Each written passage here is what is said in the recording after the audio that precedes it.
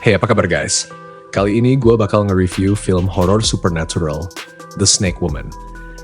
Spoiler alert ya, jadi hati-hati dan siapkan mental kalian.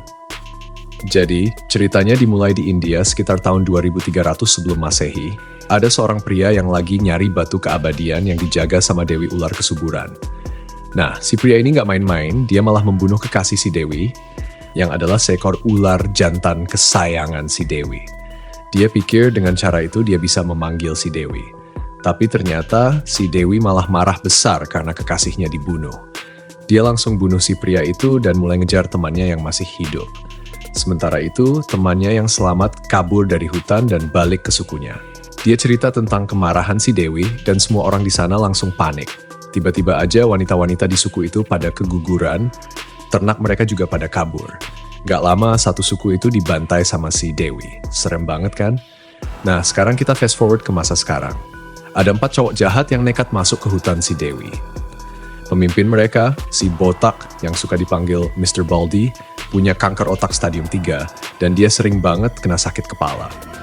Dia niat banget nyari kekasih si Dewi buat ngeluarin si Dewi biar dia bisa ngambil batu keabadiannya buat nyembuhin kankernya.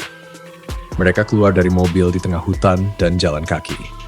Sampai di tempat perkawinan ular, mereka nemuin 2 ekor ular lagi bareng-bareng.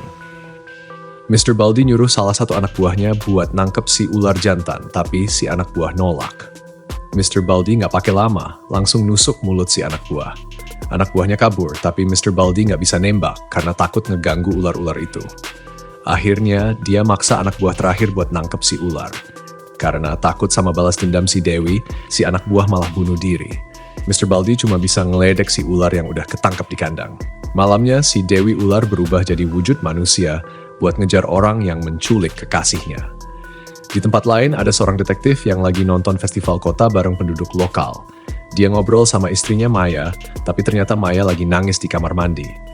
Darah di tangannya nunjukin kalau dia baru aja keguguran lagi.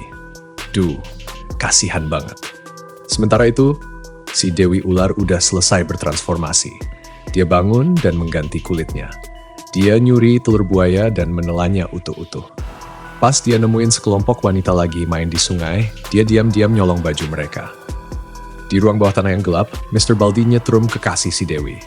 Si Dewi ngerasain kejutan itu karena mereka terhubung. Dia keluar dari sungai dan menuju ke kota. Pas festival lagi berlangsung, si Dewi mulai nari-nari gara-gara dengar suara seruling ular. 2 cowok jahat ngeliat dia, mereka pikir dia lagi nge-fly, jadi mereka bawa dia ke rumah terpencil buat gangguin. Tapi si Dewi nggak ngelawan sama sekali. Di luar, si peniup seruling malah kaku ketakutan karena dia sadar bahwa wanita itu adalah si ular legendaris yang bisa berubah bentuk. Si pria bawa kabur dengan panik, tapi sang Dewi langsung berubah lagi jadi ular gede. Dia gigit kepala salah satu pria, terus dilempar ke tembok, sambil menjegal pria satunya lagi pakai ekornya. Pria kedua diseret balik, terus digigit berulang kali. Gak puas, Dewi Ular ini malah ngegebukin pria pertama sampai dimakan bulat-bulat. Gak peduli lagi sama hormon bau yang dia punya. Setelah kenyang, Dewi Ular ini tidur manis di ranjang sambil nunggu perutnya mencerna si pria malang itu. Sementara itu, detektif kebangun gara-gara mimpi buruk tentang wanita ular. Pas dia nengok keluar jendela, ternyata mobilnya kebalik dan dicoret-coret. Siapa yang iseng nih, pikirnya. Di tempat lain, si Dewi yang sekarang cuma dibungkus selimut keluar jalan-jalan. Tiba-tiba, dia ngejatuhin selimut dan naik ke tiang lampu jalan buat cari kehangatan. Besok paginya, dia kebangun di bawah pohon. Ada warga lokal yang kaget nemuin cewek telanjang di halaman rumahnya. Terus dia telepon polisi. Di kantor polisi, Dewi itu masih kebingungan, gak tahu lagi di mana. Detektif pun nelpon istrinya buat bantuin. Pas lagi ngobrol, tiba-tiba Dewi itu berdiri dan ngeliat papan buletin. Dia langsung ambil foto salah satu pria yang pernah nangkep dia, terus pingsan. Beberapa waktu kemudian, Maya tiba dan kaget ngeliat si Dewi. Di tempat lain, detektif dipanggil ke TKP tempat si Dewi ngabisin para pengganggunya. Ia nemuin mayat yang udah berubah jadi daging aneh, milik pria yang ditelan bulat-bulat. Mayat-mayat ini dibawa ke lab buat diotopsi. Ternyata potongan daging itu campuran daging, rambut, jeans, plastik, tulang, dan hormon pria.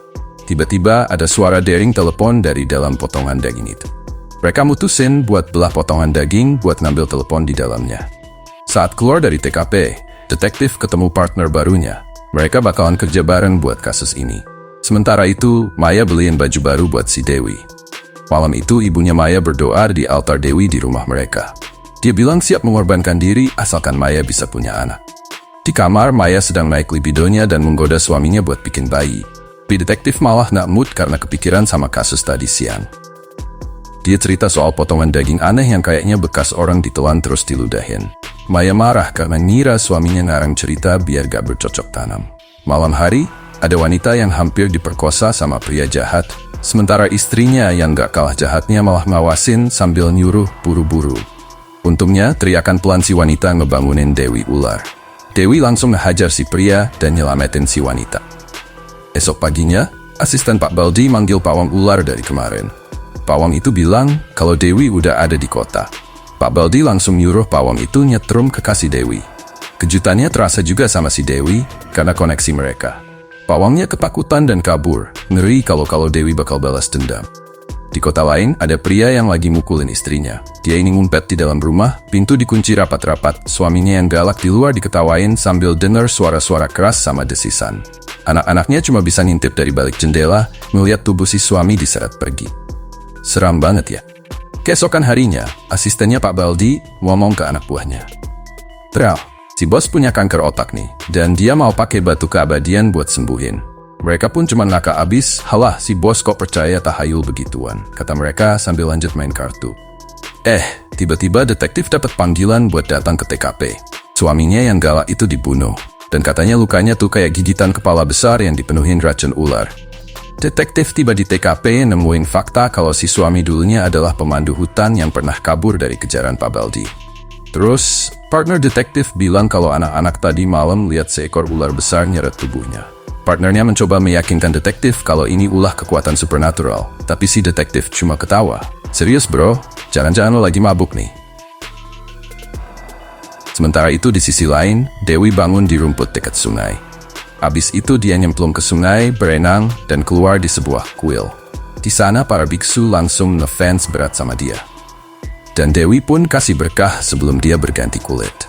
Seorang wanita buta nyanyi lagu doa, tapi pas pasangannya masuk ke ruangan, dia langsung kaget setengah mati. Detektif dan partnernya tiba di rumah pelaku perkosaan dan istrinya yang lagi jaga pintu. Mereka nemuin mayat dengan luka tusukan yang sama kayak korban sebelumnya. Detektif langsung telepon Maya. Lo baik-baik aja, Mai? Maya jawab, cewek yang di kantor polisi itu hilang tadi malam, gak ada yang tahu kemana dia pergi. Sementara itu, nyokapnya Maya lagi nonton berita di TV tentang TKP. Ternyata itu tempat kerja Maya. Nyokapnya juga nonton acara tentang Dewi yang bisa dibujuk dengan menangkap kekasihnya. Suami dan anak-anak korban juga diwawancara. Ada yang bilang kalau dalam legenda, Dewi bakal bunuh siapa aja yang ganggu pencariannya. Detektif abis mandi, dia dengar acara TV itu dan mulai mikir, jangan-jangan ini semua beneran. Di bioskop, seorang pawang ular nonton film tentang Dewi yang bisa berubah bentuk. Dewi beneran muncul di bioskop. Si pawang panik dan kabur. Si Dewi yang tertutup pakaian hitam ngejar si pawang sampai ke pasar. Si pawang nabrak pedagang tapi langsung bangkit dan lari lagi. Dia ngambil pisau buat jaga-jaga dari Dewi. Detektif yang kebetulan ada di pasar ngeliat si pawang bawa pisau. Dia kasih tahu partnernya sebelum ikut ngejar. Si pawang sialan itu kepleset jatuh di tumpukan bangkai ayam. Tapi langsung lari lagi pakai 4 kaki kayak binatang. Detektif dan Dewi masih ngejar dia. Partnernya detektif juga gabung ngejar, tapi mereka malah nabrak orang lain dan kehilangan jejak si pawang. Sementara itu, Dewi manjat ke atap buat nyari si pawang. Dia nemuin si pawang dan ngejar dia dari atas atap. Dewi turun lewat tiang dan terus ngejar si pawang sampai ke tempat cucian. Si pawang panik dan lari ke jalanan tanpa sadar ada mobil lewat. Boom! Dia ketabrak mobil dan langsung tewas. Detektif dan partnernya nyampe, tapi udah telat. Detektif akhirnya melihat Dewi dan barunya kalau ternyata dia emang pelaku di balik semua pembunuhan itu. Dia melihat lagi, tapi cewek itu udah menghilang. Malam itu, detektif kita ngajak partnernya makan malam di rumah. Ibu Maya ngeliatin partner dari berita TV yang dia tonton tadi. Setelah makan, detektif nyuruh partnernya pulang. Sementara Maya dan ibunya asik bercanda di dapur. Malamnya, detektif dan istrinya sedang menikmati bercocok tanamnya sambil berharap bisa bikin bayi lagi. Iyain aja lah ya. Tapi tiba-tiba, detektif dibangunin oleh ibu mertuanya. Dia bilang detektif harus bantu Dewi menemukan kekasihnya. Katanya kasihnya ada di ruang bawah tanah deket situ, dan orang yang nyekap dia punya kanker otak. Detektif setengah sadar, bingung, dan nyuruh ibu mertuanya balik tidur. Belum pergi, ibu mertuanya ngomong aneh. Katanya Dewi harus nyari kekasihnya yang ternyata seekor ular di pabrik tua deket krematorium. Atau besok dia bakal dikremasi. Detektif cuma bisa garuk-garuk kepala dengar itu. Pagi tiba, Maya masuk kamar sambil nangis. Ternyata ibunya meninggal dunia. Detektif baru nyadar kalau yang bangunin dia tadi malam adalah arwah ibu mertuanya. Di tempat lain, Pak Baldi, si penjahat, sadar kalau ular kekasih Dewi nggak gerak. Dia gedor-gedor kandangnya, tapi ularnya tetap diam aja. Dia malah sibuk siap-siap nunggu kedatangan Dewi. Tapi dia ceroboh. Dia lupa nutup kandang ularnya. Ularnya mulai gerak dan mendesis, bikin Dewi ngeh sama lokasinya. Pak Baldi nemuin asistennya dan dipukulnya si asisten, terus dia ngelap kotoran ular di muka asistennya sambil nyuruh dia lari buat menarik perhatian Dewi. Asistennya kabur ketakutan, sementara Pak Baldi malah mulai dengar suara-suara di kepalanya dan tiba-tiba menembak anak buahnya sendiri. Asistennya makin panik dan kabur, sementara anak buah lain disuruh bersihin mayat temannya. Dewi akhirnya nyium bau si asisten dan mulai mengejar. Sementara itu Pak Baldi yang balik ke ruang bawah tanah nggak sadar kalau ularnya udah kabur dari kandang.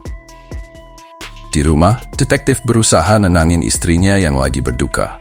Maya cerita kalau ibunya semalam sempat nyium keningnya. Detektif akhirnya ingat kata-kata ibu mertuanya dan memutuskan pergi ke pabrik tua bareng partnernya. Di saat yang sama, Dewi nemuin asisten Pak Baldi. Tapi dia sadar kalau si asisten bukan orang yang nyiksa kekasihnya. Jadi dia tinggalin dan mulai nyergap anak buah lain yang lagi sibuk ngubur mayat. Dewi masuk ke ruang bawah tanah dan nemuin kekasihnya yang udah lemah hampir mati. Mereka berdua saling memadu kasih di pojokan. Romantis banget ya. Sementara itu, Pak Baldi ngeliat anak buahnya yang udah mati di atas, langsung muntah-muntah. Dia pakai baju khusus dan kacamata buat masuk ke ruang bawah tanah tanpa ketahuan. Dengan licik, dia nyetel musik penggoda ular buat ngacauin Dewi. Dia membawa kekasih Dewi di depan mata Dewi, lalu jebakan pun dipasang dan Dewi tertangkap di jaring. Mr. Baldi nembak Dewi di lengan dan maksa dia ngasih batu keabadian. Detektif dan partnernya tiba di pabrik tua. Mereka dengar suara tembakan dan buru-buru masuk ke ruang bawah tanah. Mereka lihat si botak dan Dewi. Si botak nembak partner detektif di perut, tapi detektif balas nembak bahu si botak. Detektif mendekati Dewi. Aki-aki ini nyoba mukul dia dengan tongkat. Detektif berhasil meles dan malah mukul kepala botaknya, tepat di tempat kankernya. Partnernya detektif berusaha nahan Pak Baldi, sementara detektif membebaskan Dewi.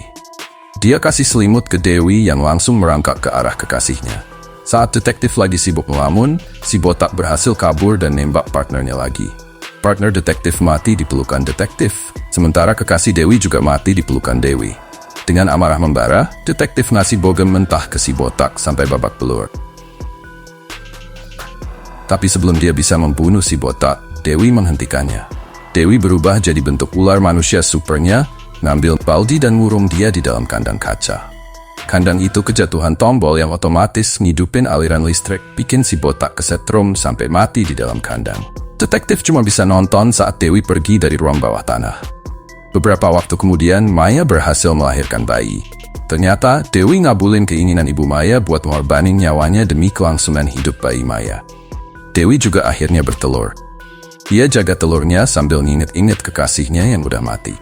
Tiba-tiba telurnya mulai menetas dan bayi-bayi kobra kecil lahir. Sementara itu, mayat si botak dibiarkan membusuk di dalam kandang kaca di ruang bawah tanah pabrik tua itu. Ini dia cerita dari Yan Story Channel. Sampai jumpa di video selanjutnya, dan jangan lupa di like dan subscribe ya, Gen. Stay safe dan selamat menikmati hari kalian.